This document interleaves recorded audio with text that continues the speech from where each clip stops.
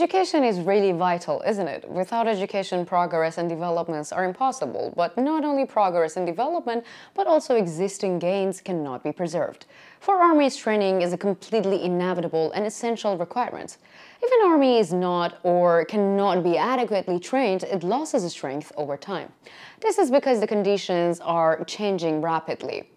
As the words in changing rapidly, armies need to adopt this challenge and also these changes. The Russian armed forces were also trying to adapt to these changing times and conditions. However, one of the biggest requirements of the Russian army is experienced personnel. Since the beginning of the war, units of the Ukrainian Armed Forces have neutralized many Russian soldiers with their attacks. Moreover, most of the neutralized Russian soldiers were experienced soldiers. Therefore, the Russian army is trying to continue the process with inexperienced soldiers. However, there is a big problem in the academies opened to meet the needs of the experienced soldiers. Recently, a tank academy in Russia was destroyed. So what are the developments related to this incident?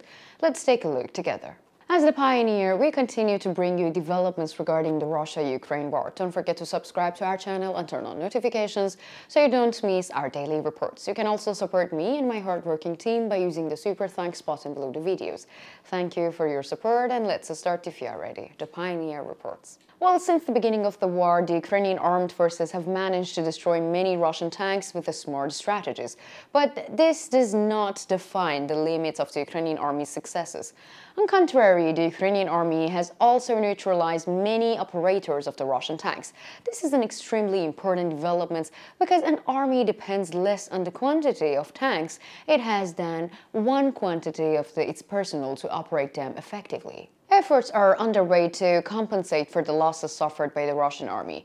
One of these efforts is centered on the Kazan Higher Tank Command School in Kazan, and this used to be the center for the training Russian soldiers in the use of tanks and was considered by some sources to be the most advanced military training in the school of Russia. However, recent events have shown that the reputation of this school was in fact a propaganda of the Russian leadership. As we know, the Russian leadership is making a great effort to involve Russian citizens in the war in Ukraine, and the Russian citizens are in a very difficult situation. The Russian government is oppressing its own citizens, and just like it's pursuing Ukraine. Let's say that the Russian citizens agrees to become a Russian soldier. Is it enough? Absolutely not, because the pressure of the Russian government is felt in every field. Russian soldiers also feel the pressure of the Russian leadership and the war leadership. A person serving in the military in Russia faces pressure not only in the field but also on political pressure and propaganda. The Putin administration is trying to exert complete control over its soldiers, and they are forced to act according to the policies of their own country. This requires soldiers to cope not only with the difficulties on the battlefield but also with mental and emotional challenges. Russian soldiers are often subjected to mobbing by their commanders, and this has greatly reduced the ability of the Russian soldiers to withstand the hard conditions. This problem is thought to be related to the events at Higher Tank Command School in Kazan. In recent days, a large-scale fire broke out at the Higher Tank Command School, and the fire suddenly spread throughout the building and caused extensive damage. This incident once again demonstrated the seriousness of the internal problems in the Russian army. Initially, everyone tried to understand the cause of the fire, but there was no environmental impact, and it was not thought to be caused by an explosion. According to local sources, no explosion were heard. However, this fire revealed a truth, that the fire was allegedly started by students from the tank academy, and there was strong evidence that the fire was linked to the cadets at the academy. Surprising indeed, isn't it? A student of the Tank Academy had burnt down the building where he wasn't a student. According to local sources, the fire was deliberately set by a student of the Tank Academy. While the details of the incident are not yet clear, the consequences of such internal disputes at the academy can be quite serious. This is a worrying situation for training and security.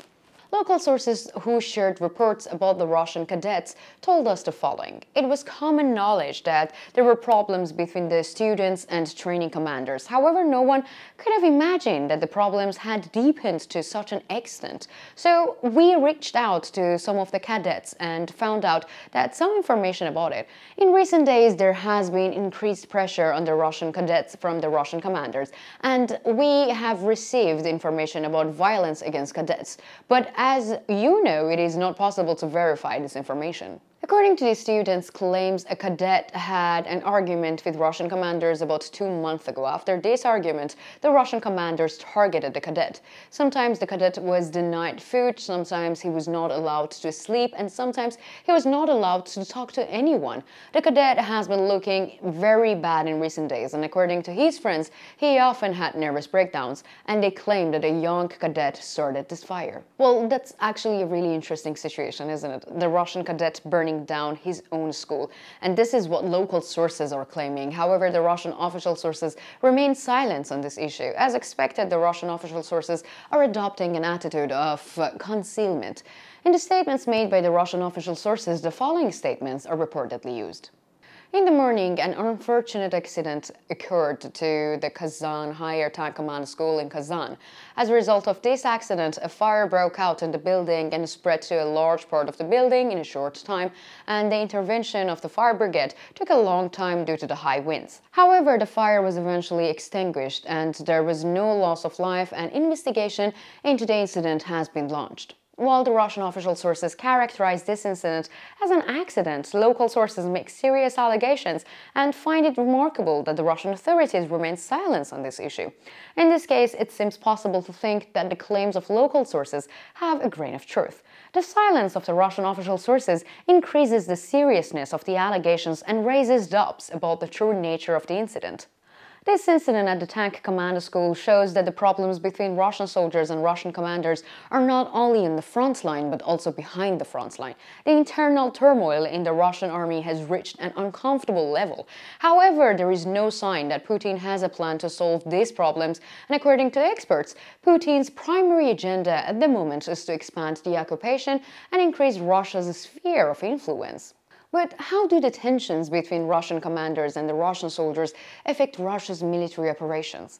How does this internal tension affect confidence in the Russian military's combat capabilities? How will military discipline and motivation be affected by increased tensions in the Russian military? Let me know in the comments, because you know that I read and I care about all of your comments.